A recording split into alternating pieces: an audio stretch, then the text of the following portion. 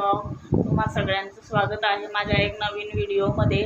आज बघा मी 11 वाजताच गेले होते आणि आज करायचे होते उडदाचे पापड. मला मशीनवर करायचे होते. आमच्या इकडे मशीनवर केले जातात उडदाचे पापड. आता करून आणलेले आहे मी.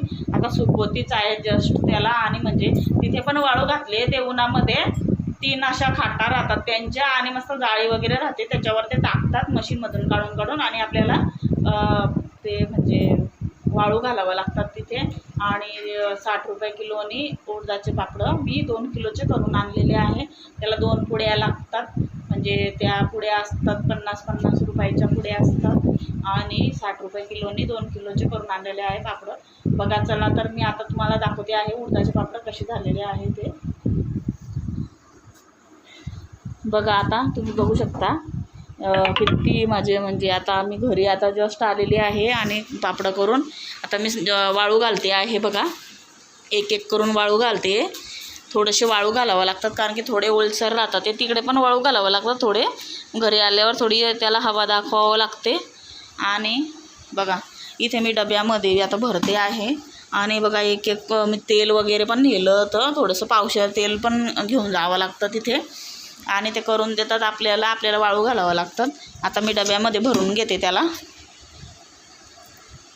आता हे एक एक पापडं मी सगळे उचलून घेते आहे. आता हे पापडं वाळलेले आहे. अर्धे पण टाकायचे बाकी आहे. आणि हा कूलर चालू करतोय ओमकार. नको ना, सगळे बघ उडताय ते पापडं दादा.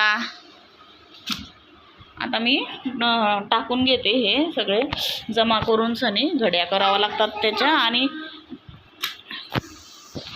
चालू नको करू दादा तू कूलर. बघा तर मी आता त्याच्या घड्या करून ठेवून देते. आणि वर्षभर खाण्यासाठी स्टोअर करून ठेवावं लागतात. म्हणजे छान असं डब्यामध्ये आणि व्यवस्थित ठेवावं लागतात डब्यात. म्हणजे मुंगी वगैरे व्हायला नाही पाहिजे त्याच्यात, किडा मुंग्या. आणि छान असं स्टोअर करून ठेवून द्यायचं वर्षभरासाठी. मस्त असे आपल्याला भाजून तळून पण खाता येतात. काही कार्यक्रम असले तर आपल्याला म्हणजे काही करायचं राहिलं, तळण वगैरे काढायचं राहिलं तर आपण तळू शकतो. नाहीतर मग खिचडी बरोबर पण छान लागतात उडदाचे पापडं. भाजून खाता येतं आपल्याला. आता मी सगळे ठेवून घेते ते पापडं आणि मग तुम्हाला दाखवते. आणि मी आता जस्ट आल्यामुळे आणि बघा दुपार मी 1 वाजता चालली. 11ला गेली ती. मला बरोबर 11 ते 12 ते 1-2 तास लागले मला तिथे वाळू घालायला आणि ते करायला आणि सगळं. आता बघा मी जेवण पण करून आलेली आहे आईकडे जेवली मी आज. कारण की मला खूप वेळ झाला आता आज. आणि ओंकार पण होता, त्याला सोडून गेलेली होती मी. आणि करून घेतले आज उडदाचे पापडं. म्हणजे खायला बरं राहतात खिचडी वगैरे बरोबर. आणि जेवण वगैरे केलेलं आहे. आणि आमच्या पोपटला पण खाऊ घातलेला आहे बघा. तो पण उडदाचं पापड खातोय. काही बिस्किट वगैरे टाकून गेलेली होती मी त्याला. सोम नाव आहे त्याचं.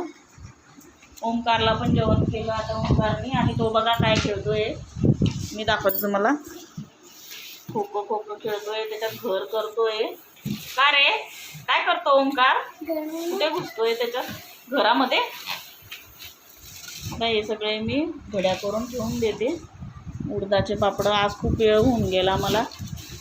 आणि रुद्रांश पण गेलेला आहे गावाला. त्याची आजी घ्यायला आली ती त्याला.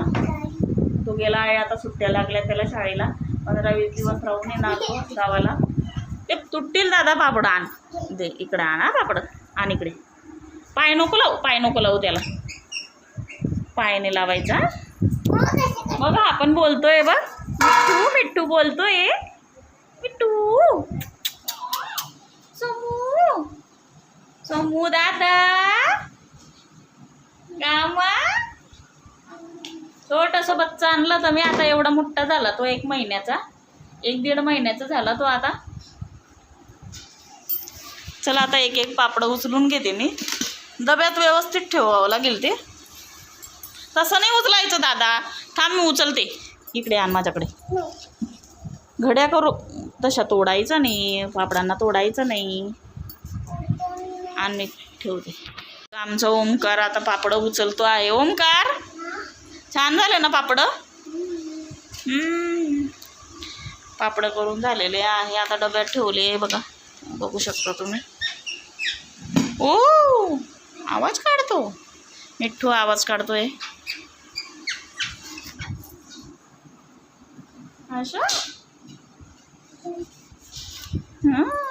आवाज करतो तो, बोलेल आता तो मिठ्ठू पण.